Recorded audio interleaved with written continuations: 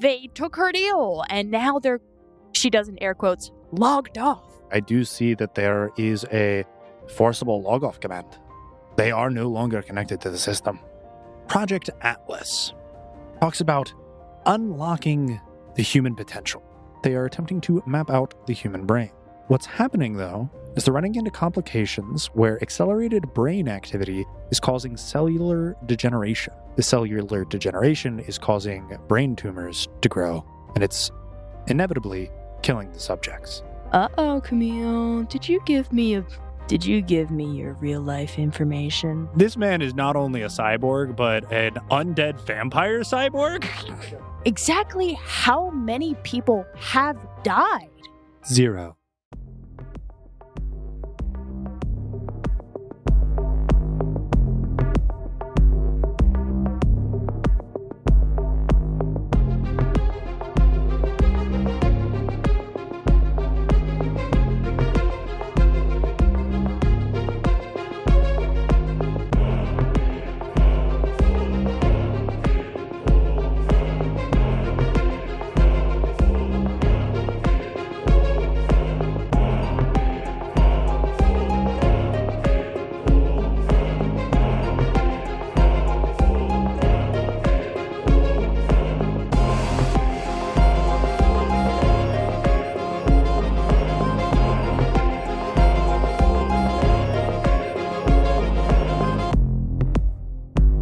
Welcome back, Foundlings, to the actual grand finale of the AOD Campaign. I am Quentin Ott, your only GM here, who is excited for the finalization and the epilogue. But before we can get to any of that, we do have an absolutely monstrous combat to polish off, as the remainder of the player base is currently facing off with Camile and all of her compatriots. But before we get into that, let's go around the table and introduce everyone who's here helping out making this all possible. No, what are you going to do?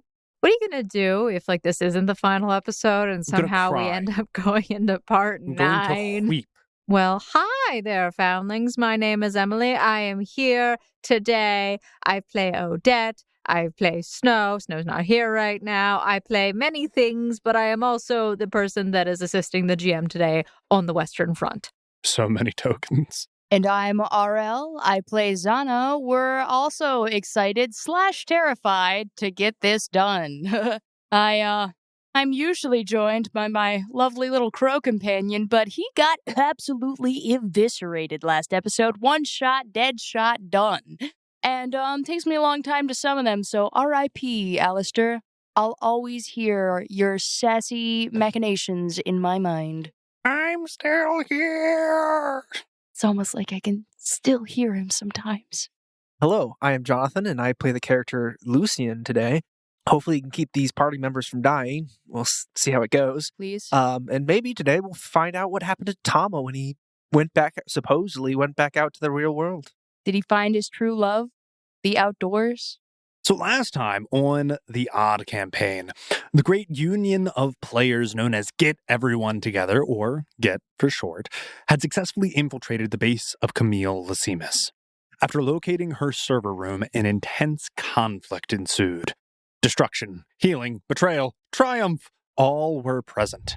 An explosion in the distance indicated that the relay tower that was empowering the villain's psionic abilities had been successfully destroyed. And the server room that was not only the key to the villain's master plan, but the player's escape had been consumed in an alchemical inferno. You see as S comes crashing in on this bronze dragon. He immediately lashes out, his Kusari Gama striking into the back of General Roland and pulls him closer as the dragon stomps on General Roland and just crushes him into the ground.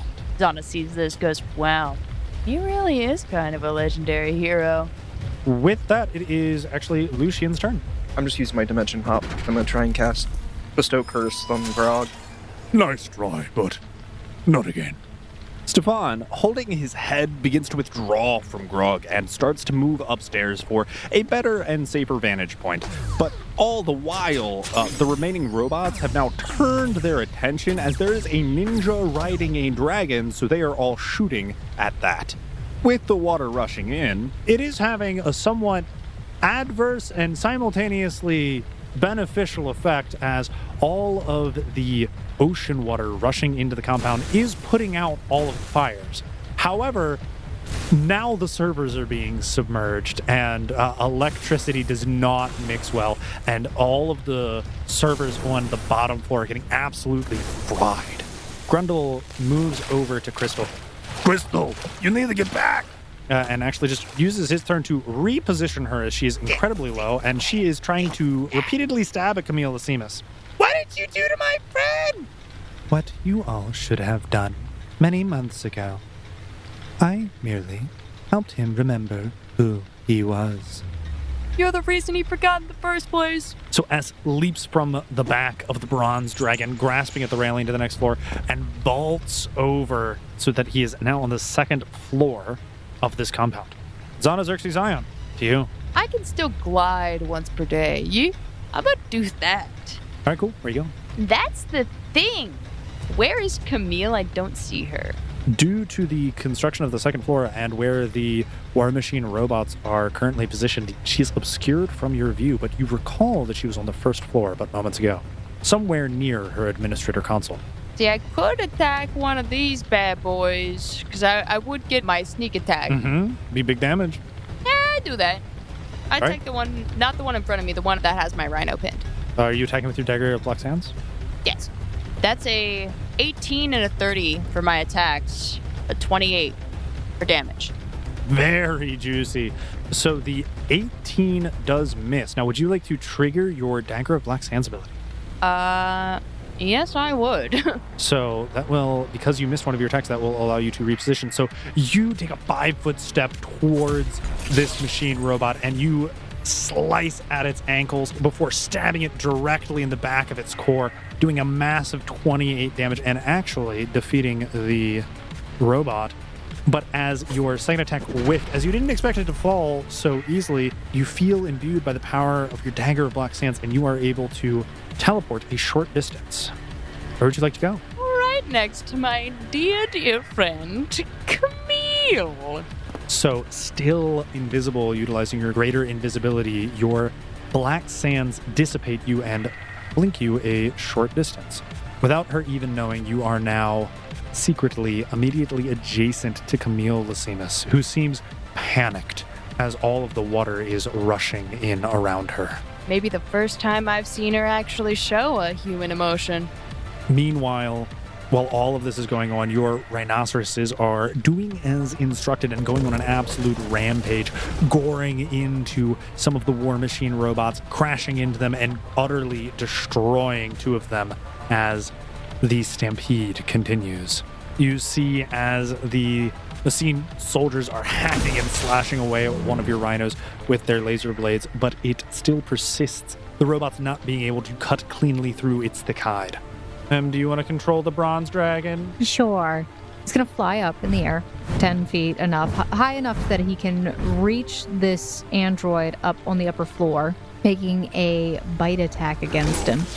He crunches down, shaking wildly, and you see as one of the robot's limbs is torn clean off. No. All of my research. Months of data collection. Years of preparation. Fine. If it all must go, you all shall be coming with it. And you see as she holds up her hands, and you can hear the ominous creaking of metal buckling under the pressure and weight, not only of the water that's rushing in, but it seems like some almost mystical force as the compound crashes. I'm going to need a reflex save from all of you. So, well, it'll be your choice. The facility is collapsing. You have time for either one standard action, or you can just roll a reflex save to try and dodge the debris. It is your choice of what you do. So we can choose to not dodge the debris. It's a 27 total for reflex. Total of 20 for my reflex save. Zana, you actually deftly dodge out the way, managing to leap in between two falling concrete structures and squeeze narrowly through, managing to not take any damage. Whereas, Lucian, you managed to dodge like a giant massive block that would have just crushed you, but one of the steel beams nicks your leg, and you are going to be taking 17 damage. As the facility collapses around you, it seems as if there is another creature that is not pleased with you being here. As the debris and dust begin to settle, you see an absolutely colossal sea serpent rising from the depths. A creature with such size and magnitude that it is currently wrapping its body around the compound. All that is visible are segments and sections of it as it coils around boulders and buildings until you can finally see its massive head looming off in the distance. Well, you may have destroyed the servers, but at the very least, I can guarantee that you will not be the victors of today, children. That's the floor boss. That's the floor boss! Thank the Lordy, I'll still have that trident. You see, as you are all kind of clumped together, crawling out of the remnants of the rubble all around you, S darts over, swimming at blistering speeds, but as he swirls around to slash at Camile, he falls just short of her, not managing to hit anything and actually accidentally scattering his Kusarigama across the ground, which will have to reel back in by its chain. Almost impossible to miss, as the psionic relay tower was destroyed. That went down. Protective barrier went down. That's why you're all underwater right now. That all makes sense. The rest of your forces of Git did start surging in and rushing the facility. But as they came in the top left-hand corner of your perspective, you saw that number begin to climb. Eventually, you hit 250 out of 250. And just in big, bold, red letters all across your POV, you see World Boss Event triggered. Almost like a gray haze is now surrounding the perimeter of the seafloor, has been akin to various other trap-like dungeons that have player limits. And you know you are unable to leave until you defeat the boss. Stefan is not only, he is just swimming in place, holding his breath as he's kind of looking around. Stefan does mutter something not PG-13 friendly under his breath, kind of panics for a moment, and Stefan would swim up to Grundle and tug on his shirt and gesture to the fact that he's holding his breath.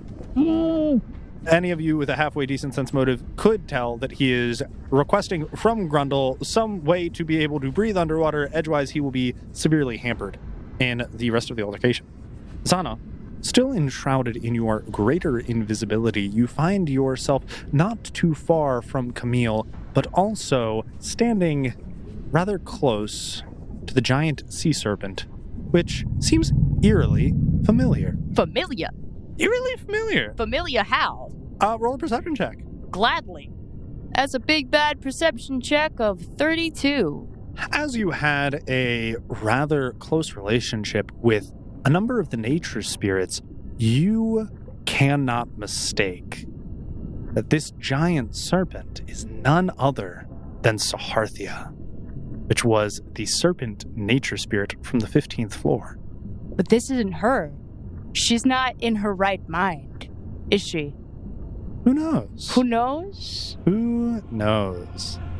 I mean, you know that she is an intelligent creature and can be communicated with. She's also understanding, and also she wasn't one of the ones that went against us. No, in your previous interactions with her, she was actually very supportive and pro fighting back against Ervaldo. Ah, and she was the one causing the issues in the sewers, too. She was. This isn't her. in that case, that does change who I go to attack next. Oh, let's hope I'm a good shot. Yeah. Yeah, I'm try and shoot Camille with a lightning strike. Okay. So I will cast Chain Lightning on Camille as my primary. Remember this bad boy you tried so hard for us not to get? Have a taste. Bam. You see as Camille twists and contorts so that it only partially clips off of her, but it does bounce and shatter into the machine robot soldier near her. Go ahead and roll damage. 34. You see as it looks like a massive hole is just blasted through the chest cavity of this robot, and it is barely standing and functioning, hardly able to move. Oil is spilling out from its internals. And Camille herself is looking incredibly injured. Black metallic oil getting consumed by the water and expanding outward. I have no idea what you are talking about. She's inking everywhere. Do I have enough time to make an attempt to yell at the snake? Yeah, you didn't use a movement action, so you only used your standard action to cast Chain Lightning, so I would allow it. If you wanted to roll a diplomacy? Zana's just, despite being invisible, despite knowing this is going to give away her position, she's going to yell with all of her might, Saharthia, this isn't you! And I will roll my diplomacy for that. Go for it. Oh, wow, that's a nice roll. That's a 19 roll plus 14, 33 for diplomacy. This is not the snake I knew. This is not the smart, intelligent, slithering mother of serpents. We'll have to find out on her turn. Or isn't? She was playing us the whole time. Lucian, you see as you are currently being swarmed and surrounded by machine soldiers on either side of you. Their laser swords that they're heaving over just seem to clatter off of your armor. One of these robots blasts S with a laser, and it does seem to cut through his now tattered outfit, but he doesn't even flinch or acknowledge the existence of the creature that attacked him. He has laser-like focus with malice in his eyes as he's staring down Camille Lysimus. Another robot charges at S, but without even looking at it, he effortlessly steps to the side and dodges the attack. You see as Camille maneuvers backwards a short distance, and the four strange spindly appendages from her back begin rising up. They seem to charge briefly before shooting out lasers. All pierce through S's body, and not only do so, but they go straight through him and end up clipping into Crystal as well, who at this point seems lifeless. Zana, Me? you called out, and you see, as coiling around the building, comes over to right where it heard the voice. Unable to see you, but now looming directly overhead, you can see rising up, staring in your general direction, is this colossal creature. Its beady eyes look outwards. You feign to understand the inner machinations of my mind, mortal. I guess I did really feign to understand her inner machinations. The young bronze dragon flaps its wings and swims its way over to one of these robot soldiers and crushes it down into the ground with one of its claws. The robot kind of like flailing underneath, trying to get up, but it is pinned into the ground and seems very significantly injured. From there, however, there is Grog. Lucian. Grog swings his hammer, but you see him just in time to swim out of his way, and you notice as this hammer demolishes the pillar right next to you, it crumbles and floats into the depths below. I'm going to use Lucian's teleporting ability to move between Crystal, and Stefan. Is Crystal dead or just unconscious? You'd have to make a heal check. That is a 12 as a heal check. All you can tell is she seems unresponsive. Okay.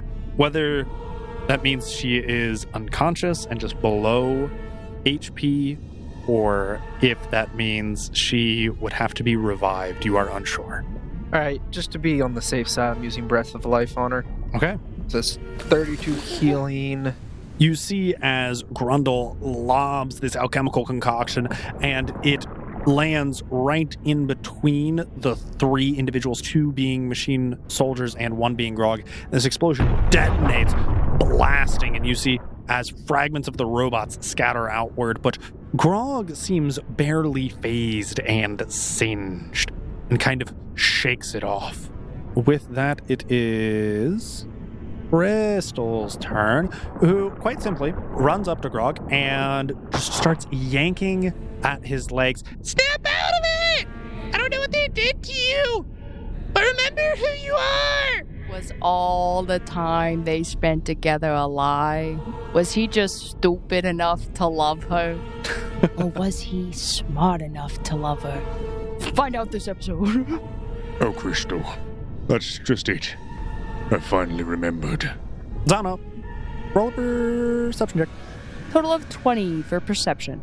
The translocation device that Mateo gave you is flashing. And off in the distance, you hear the sound of a sonic boom. And you see now as a large robot begins descending and crashes into the platform, joining the combat. Fun fact, that translocation device also doubles as a laser pointer. You, as a movement action, can point your laser at any enemy.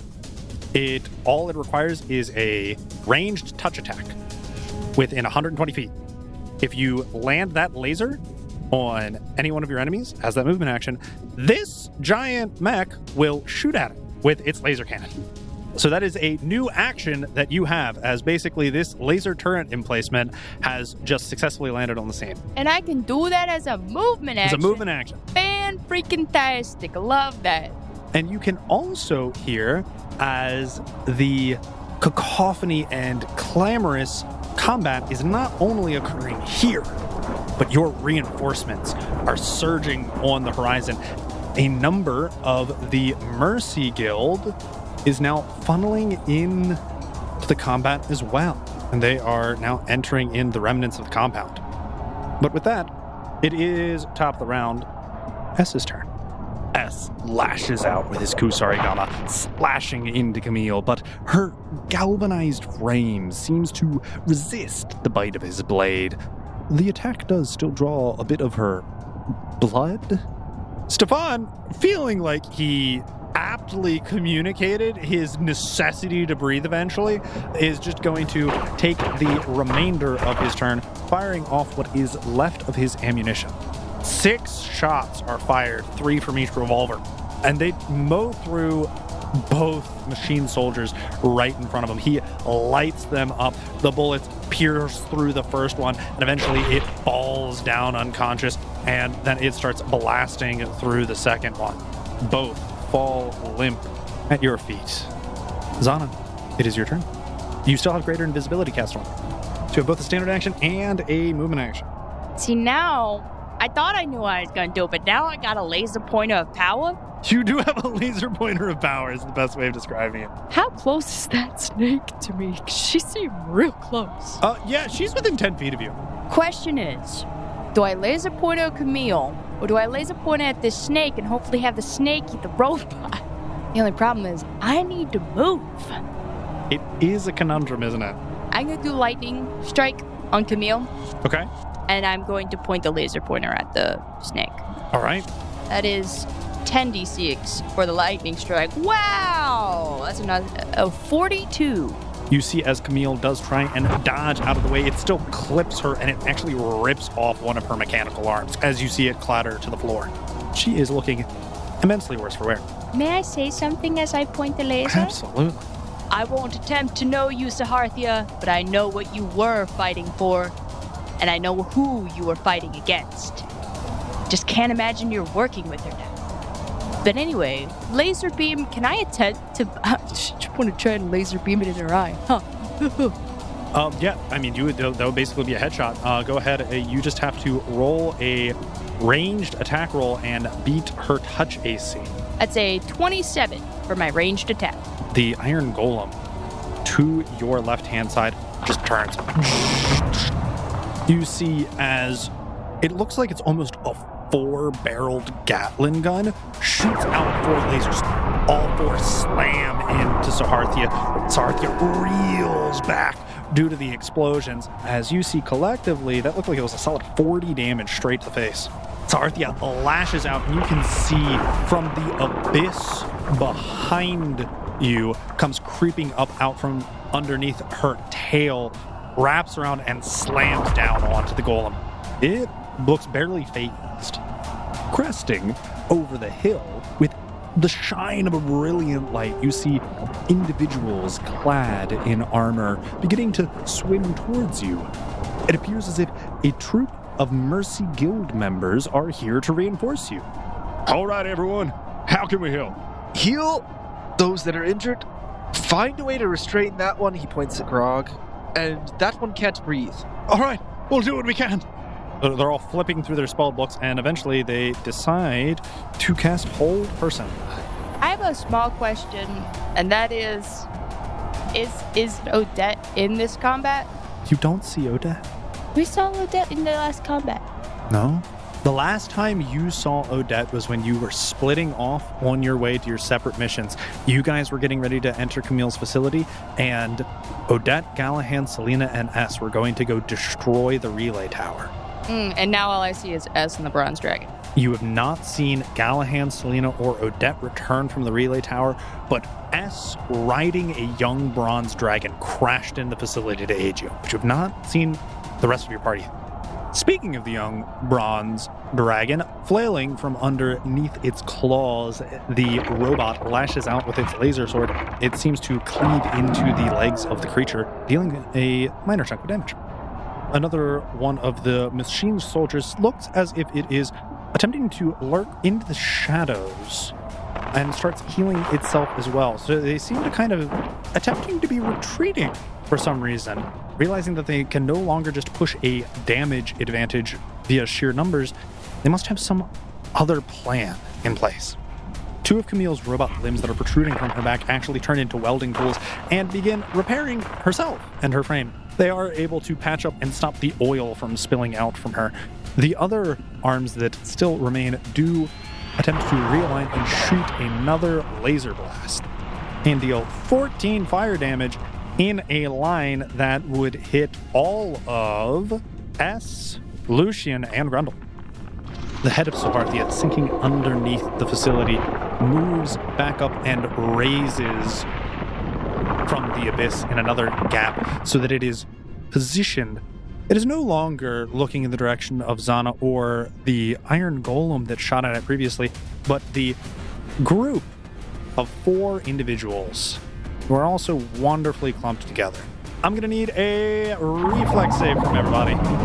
As you see as this creature launches out a breath weapon. That's a good roll. 30 reflex save. You see as all of you are blasted for different ranging amounts of damage. The will save doesn't matter. However, you succeeded on the reflex saving throw. That only blocks half of it. Total damage was 40. Okay. So you would be knocked unconscious and are currently at -8. My ability activates it. Oh? Casts channel energy on myself. You would be dropped to -8, but you heal 20. So instead, you're going to be at a positive 12.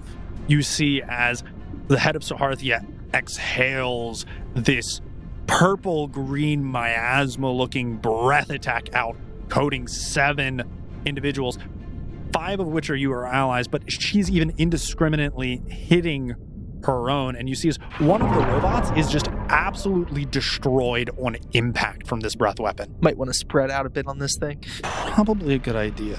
Everyone else seems like they took a meaty blast from that. And furthermore, you can see as Crystal has almost a greenish purple glaze over her eyes, and she's no longer beating against the thigh of Grog, complaining like she was previously. She seems more docile now. Dang it, they got her.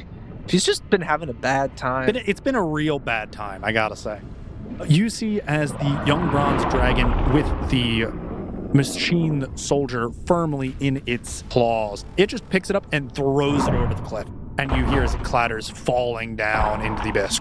Momentarily, before proceeding, Grog bends over and puts a hand on Crystal's shoulder. I'm sorry it had to come to this, but I'm glad you're no longer in the way. And he just repositions her, setting her behind him, Ah.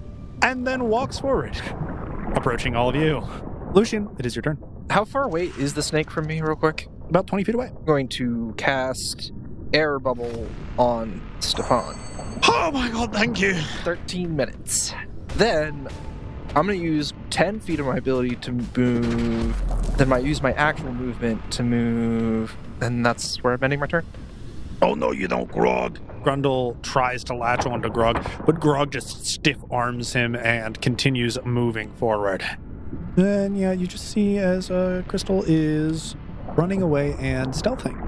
S cleaves into the back of Camile. Her frame contorts and begins collapsing as it is clear she is destroyed. As she falls and stumbles, and you can see she's actually right on the ledge of the rubble, and her original form seems as if it's about to teeter on over to the abyss. She locks eyes with you, Zana, if only for a moment, and you can audibly hear, You may have destroyed the vessel, but you cannot stop the vision. Not in here, I won't.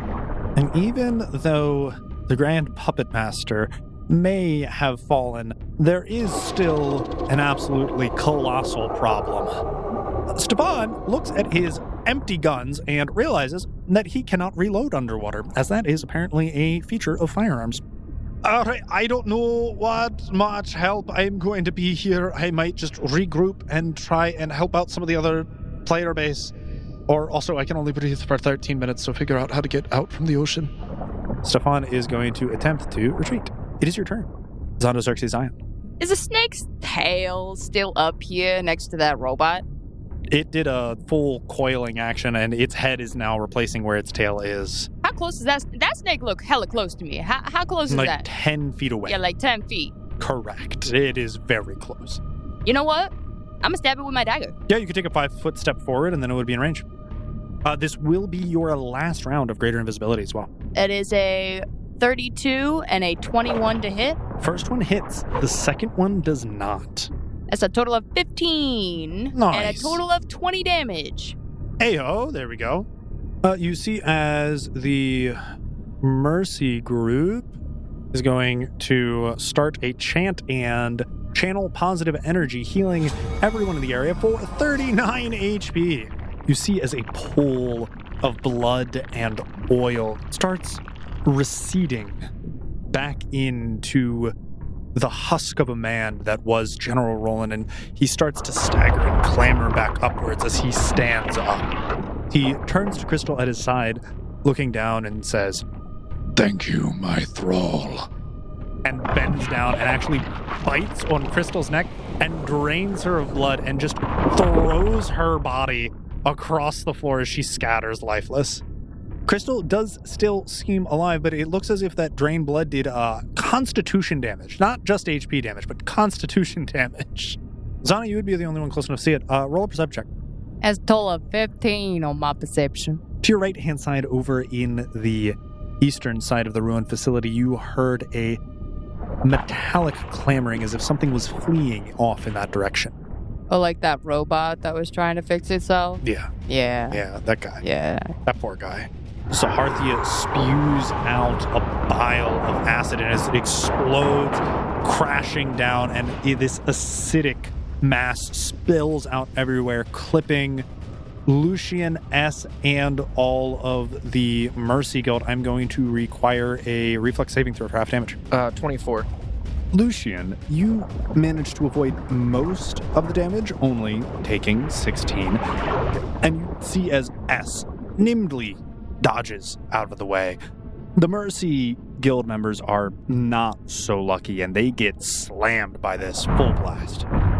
The young bronze dragon swims upward and then unleashes a furious lightning breath attack over in the direction of Roland as you see it makes direct impact and the arcs of electricity dance around his metal frame.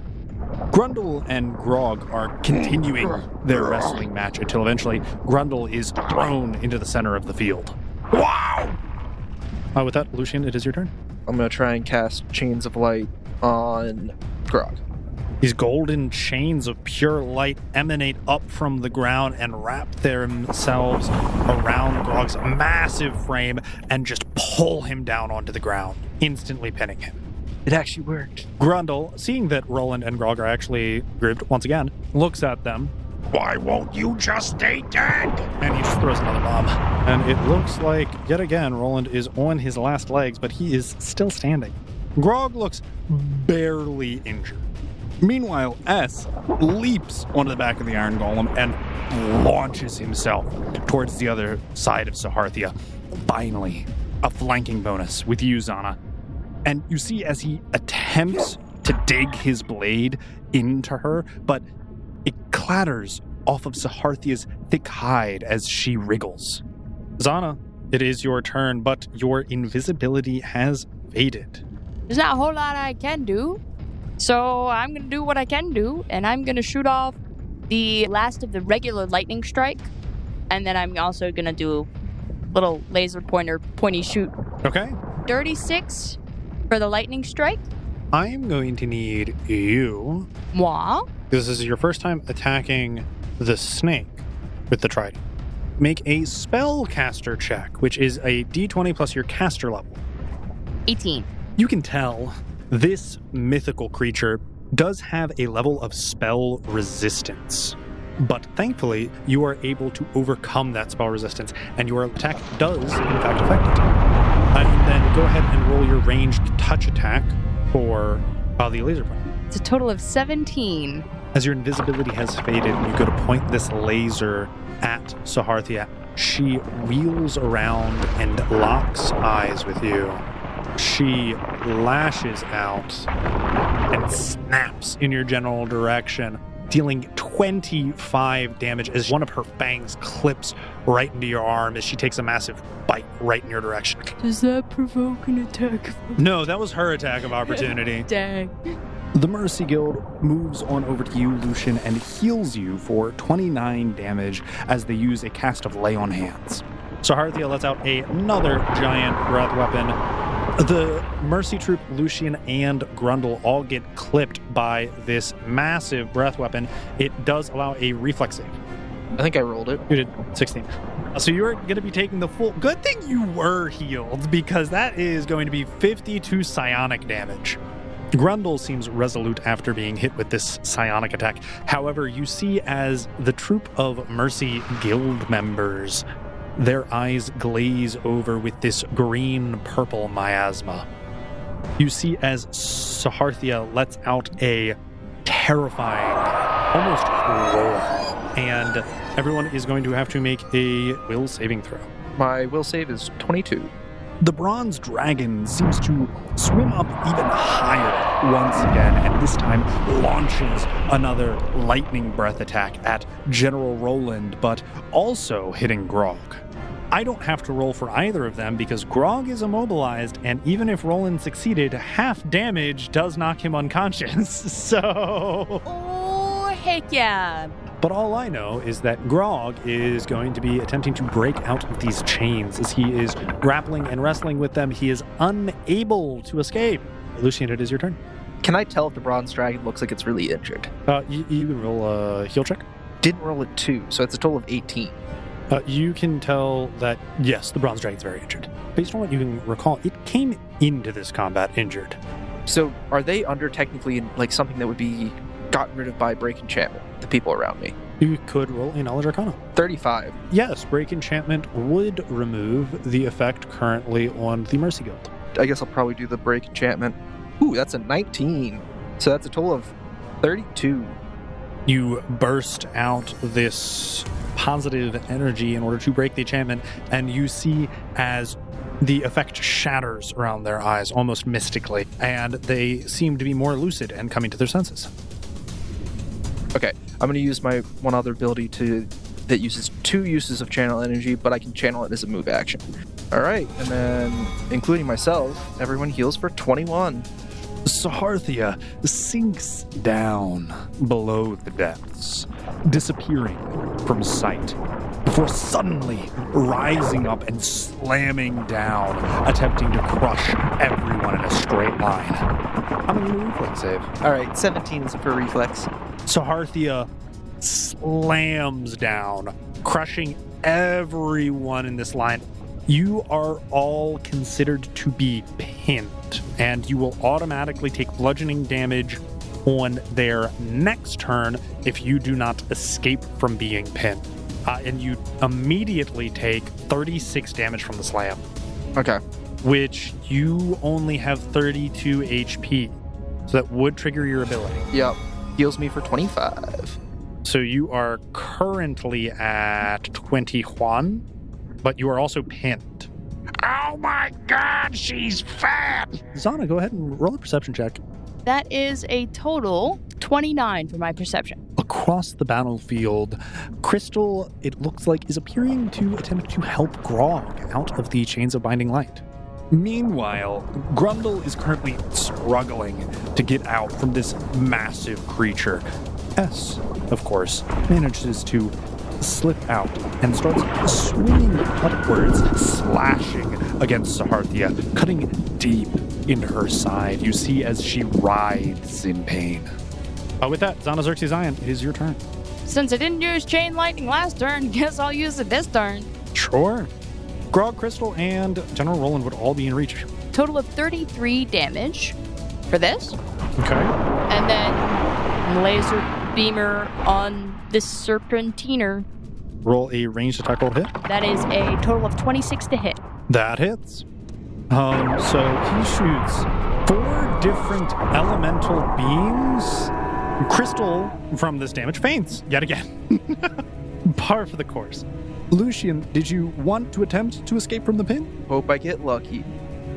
That is not a lucky roll right Not there. a lucky roll. You attempt to dimensional hop, but as you are being constricted by this colossal creature, you are unable to focus on your target destination, and you kind of just flicker in place. So Saharthia attempts to continue to constrict everyone in the area, but while she's readjusting, that gives Grundle the opportunity to actually clamber free of her grasp, and he does get out before the crushing damage continues. Everyone is going to take another 26 damage. So that would bring you below 0. You do get the opportunity to attempt to channel energy. It's my last use, but... So did you say I can? Because, I should try and not be dead. Trying to not be dead is typically a good thing. 17. Barely still alive. I mean, you're still alive, though. I am still alive. Saharthia is constricting, and she squeezes the last bit of life out of the troop of Mercy Guild members, and you see as they all fall unconscious. As Saharthia is crushing members of the guild, you see as she just reels back and spits bile in the direction of both S and Zana. I'm going to need a reflex save from both of you, DC 16. So she go like this. Go. And like this? Yeah, she's a snake. It's amazing what that snake vertebrae can do and how it can bend. She just slams down, coils back up, and turns her head around to spit bile in your direction. Yes! Why are you critically failing on your saving throws? I critically crit on my saving throw. S sees that this bile is coming towards one of his companions, and I'm just going to say he took the bullet. Yeah, So it just direct impacts him. He takes the full brunt of this acidic bile. It smacks him for the full 31 damage, but you are able to tumble out of the way and are completely unaffected. That was Saharthi's turn. It is the young bronze dragon. and it does a breath attack on Grog, and then begins to swim closer to S. Grog breaks free from the chains of light, and he just walks up and clobbers Grundle straight in the side of the head with a warhammer, and you see as Grundle falls unconscious, limp on the ground. I can't. Every single person is like either unconscious, dead, or dying, and Zana hasn't been hit once yet, and it's scary. I mean, you've just been succeeding. Okay, there are a lot of reflex saves being requested, and you're just succeeding on reflex saves. I don't know what to tell you. I did crit on my last reflex save, for real. For real. Lucian, 12 HP, pinned under a snake. It is your turn. Lucien has All or nothing, one more baby. attempt before he... Hey, listen, what if the snake decides to move? I have to prioritize this round. I have a use of Celestial Healing Greater, and something tells me that S is getting a little worse for wear. S is, in fact, a little low. 2. All right. So, he cannot do anything. That was his turn. That was his turn. And Grundle is unconscious. And Crystal, also unconscious. Roland, also unconscious. You see as S lashes out with his Kusarigama, hitting the same gash that he made previously, digging deeper into the flesh. You see as Saharthia is bleeding. And Zana, it is your turn.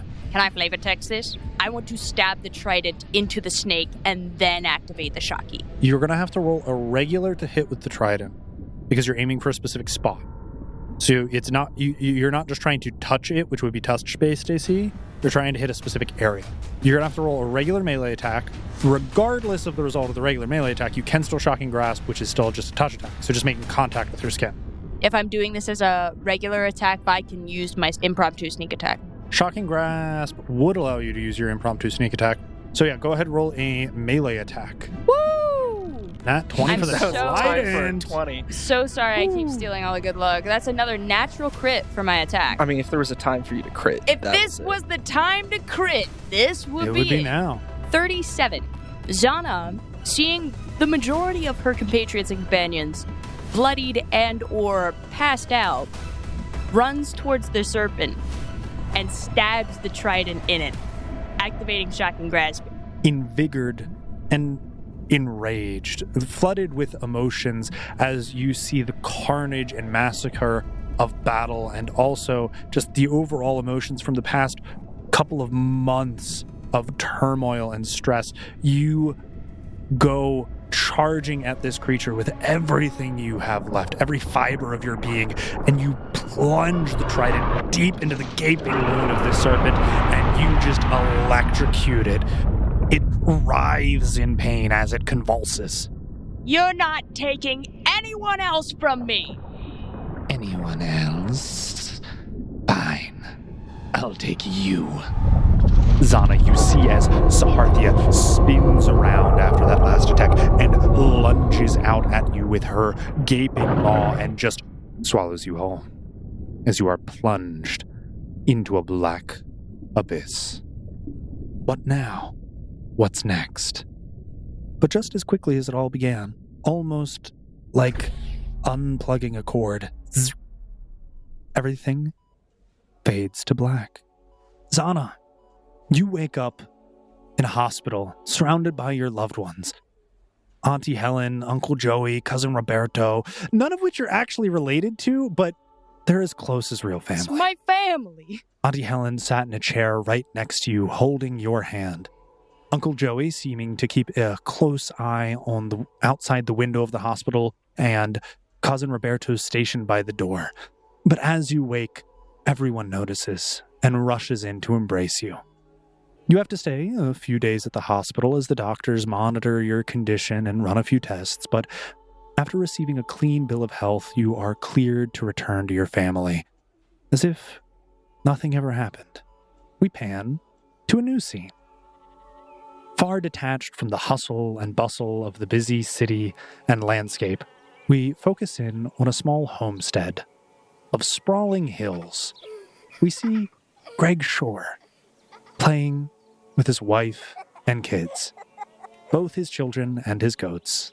The brightest smile adorning his face. All 24 goats.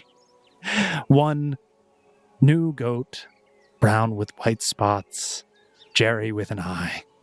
Though everything that happened seems hazy and forgotten, almost like a distant memory or a dream that's hard to recall, and as the days pass by, it becomes even harder to remember. But it seems as if he was able to successfully put everything behind him and rejoin his family that he cared so much about. Leaving behind the laughter of children and the chirping of birds, we find ourselves leaving the Australian countryside and being whisked away to somewhere cold and north. The chilled air does not bite here, as we are in a luxurious manner in the heart of St. Petersburg, Russia, where none other than Alias finds herself waking up, surrounded by servants, maids, and nurses. Though quickly after you regain consciousness, you see your father briskly walk into the room and curtly face you.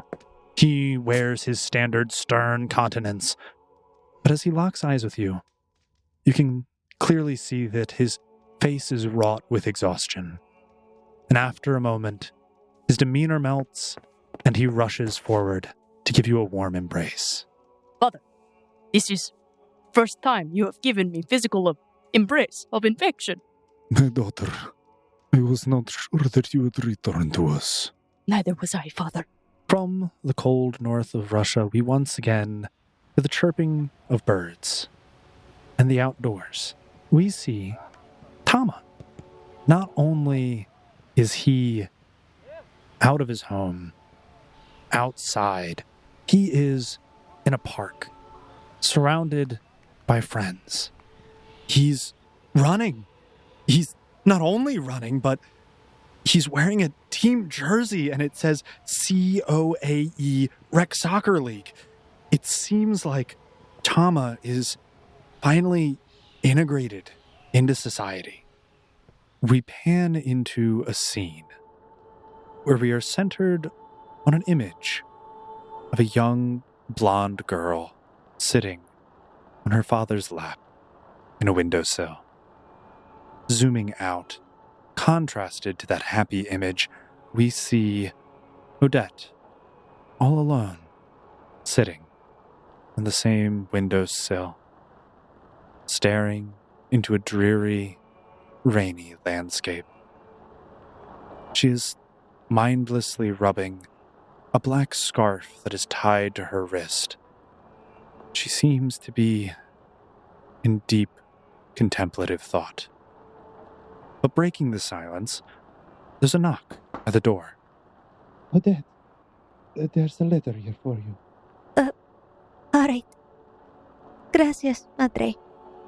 We hear as a piece of paper is slid under the door.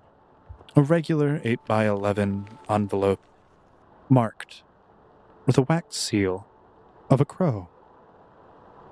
Moving on to Snow. You wake up, checking your surrounding, confirming you're in your college dorm. There's a jingle of a collar. A small Shetland sheepdog jumps onto the bed, grinning a toothy grin, wagging her tail. Rain! Oh, baby girl. I missed you so much. Oh my goodness, you're such a good girl. Yes, you were. You shower her with love, affection, and attention. But breaking the jubilation, you rush to your bathroom, looking in the mirror, looking at yourself, pinching your arm as if to confirm that you are no longer in a dream.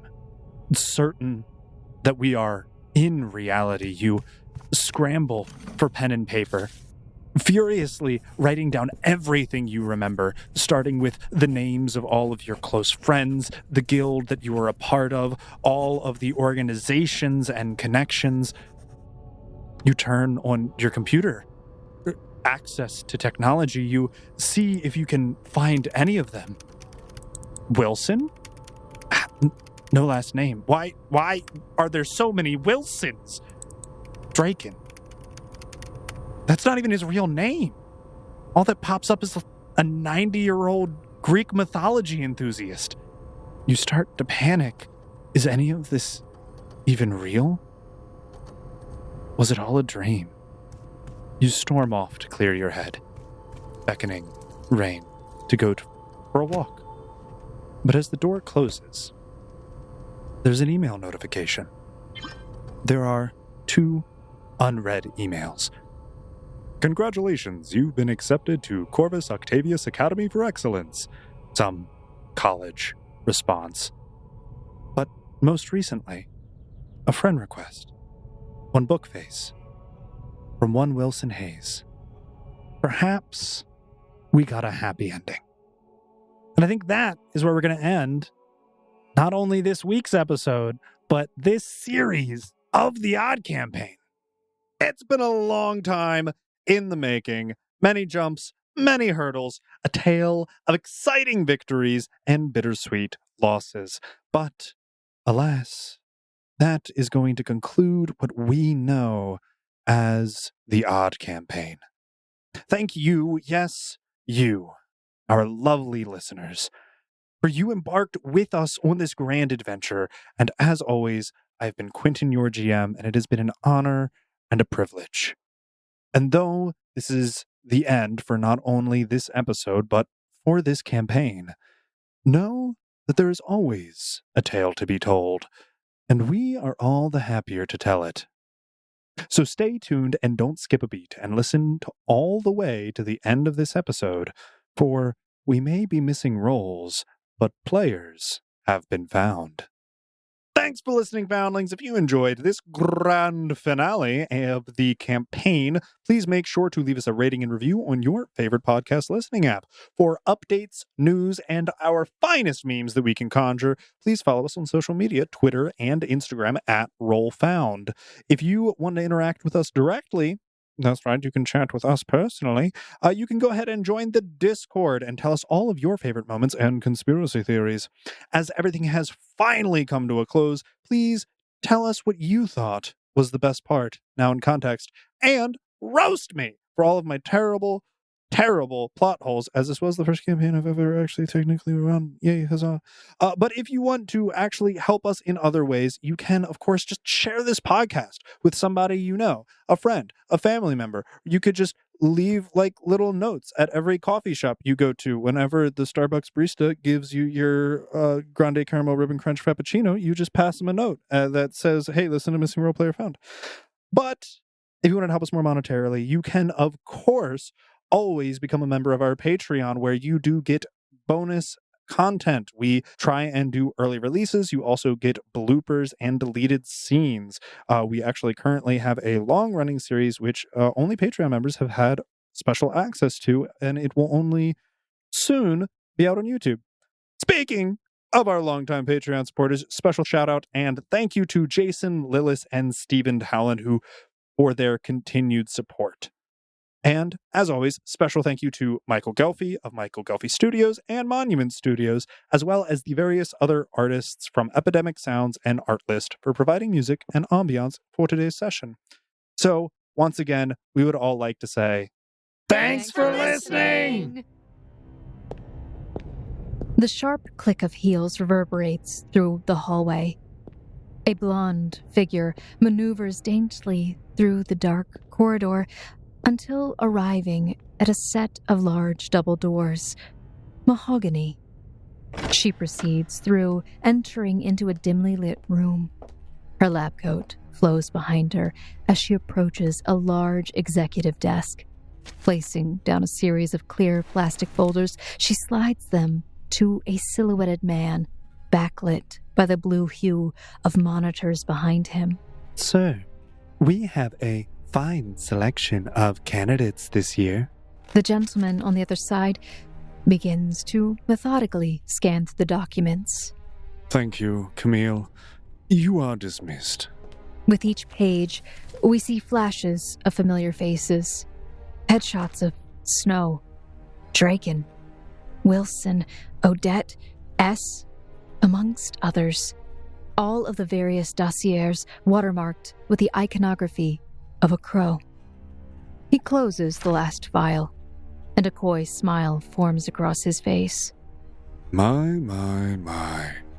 What a fine selection indeed.